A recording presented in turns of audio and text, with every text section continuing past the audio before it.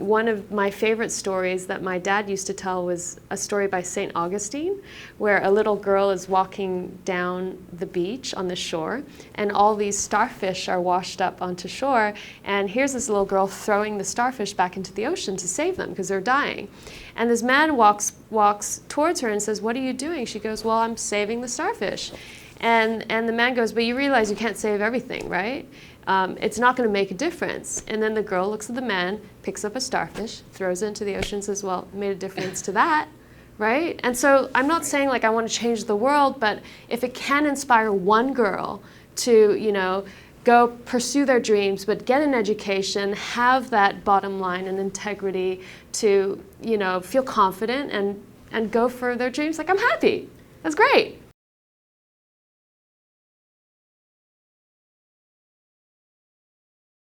We don't want to see that girl who's just on screen who's like decorative, right?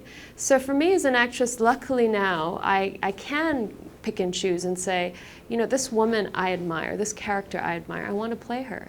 I always go to meetings and I say, don't give me something where it says, oh, we're looking for an Asian character. I often say to Asian women who are in Hollywood, who are trying to fight that battle, go home.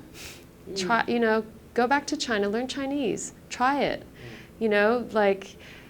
Hollywood is this shrinking, it's really a shrinking market right now. So for a long time, before Wolf Warrior happened, this was my personal experience, where I would go up, audition for films, and they'd be like, we love her, casting loves her, but then the producers want to know what's her box office pull in China.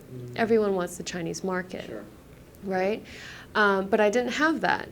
And so the first wave of movies that you saw, where they're co-productions, were casting, just the very top tier Chinese actresses. But it's hard. Like if English is not your first language, it's so hard to act in a second language.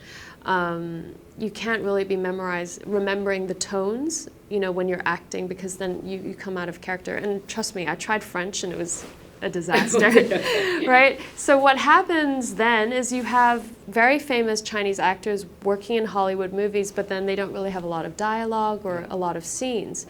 So if you are an Asian American, if you're Chinese American, for example, go back, do some work there, and then come back, because then you're in that position like I'm in, where it's like, well, I can do a Hollywood film and carry lines, and you're marketable in both. Right, I can relate to the American audience and I can relate to the Chinese audience. Right.